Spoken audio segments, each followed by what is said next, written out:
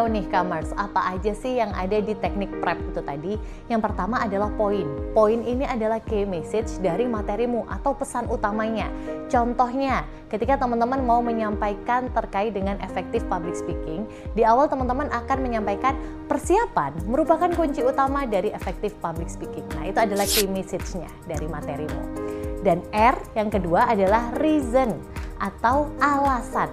Jadi teman-teman Kamers harus menjelaskan kenapa poin ini benar atau penting. Berikan juga alasan yang logis dan kuat. Misal tadi di contoh sebelumnya kita menyampaikan bahwa persiapan itu penting. Di sini teman-teman menyampaikan argumennya. Karena dengan persiapan kamu tahu apa yang mau disampaikan sehingga rasa nervousmu bisa berkurang. Ini adalah example atau contoh teman-teman. Jadi setelah teman-teman menyampaikan alasannya, teman-teman bisa memperkuat poin dengan data atau cerita yang lebih relevan sehingga argumen menjadi lebih mudah dipahami. Contoh kalimatnya seperti ini. Bandingkan seorang mahasiswa yang tampil tanpa persiapan versus yang sudah latihan berkali-kali. Pasti jauh lebih matang, jauh lebih baik yang sudah berlatih berkali-kali. Dan yang poin terakhir adalah penutup. Di penutup ini, teman-teman Komers akan menegaskan poin utamamu sehingga pesan tersebut benar-benar nempel nih di kepala audiens. Contohnya, jadi sekali lagi persiapan bukan pilihan melainkan sebuah keharusan. Nah, teknik yang terakhir dalam mengembangkan materi atau konten pesanmu adalah mind mapping, teman-teman. Jadi kalau teman-teman tipe pembelajar yang visual, mind mapping ini bisa jadi teknik yang cocok. Teknik ini biasanya teknik yang membantu untuk menggambarkan secara garis besar dari keseluruhan materimu. Hal ini akan menunjukkan kekurangan maupun kelengkapan isi dari topik yang akan dibawakan. Nah, teman-teman Komers, selanjutnya kita akan membahas tentang bagaimana sih menentukan sebuah topik.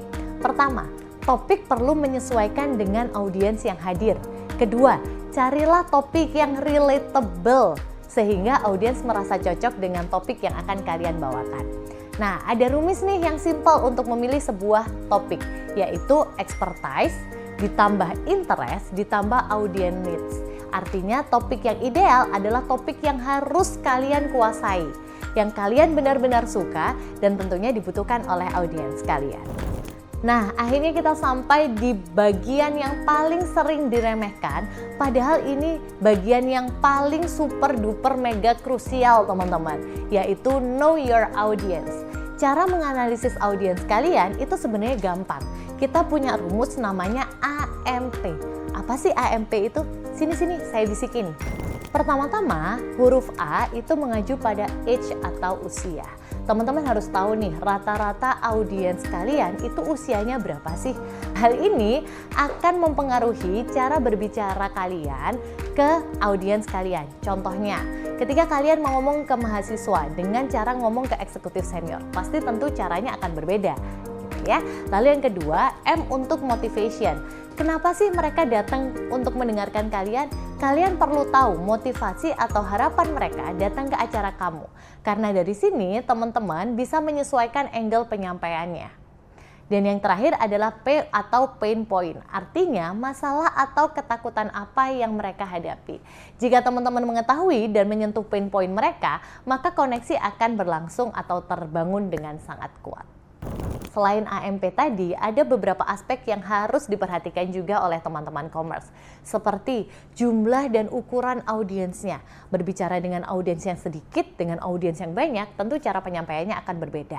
Yang kedua, latar belakang audiens, mulai dari pekerjaan, tingkat pendidikan, peran mereka, misal mahasiswa kah, rekan kerja kah, eksekutif kah, atau yang lainnya.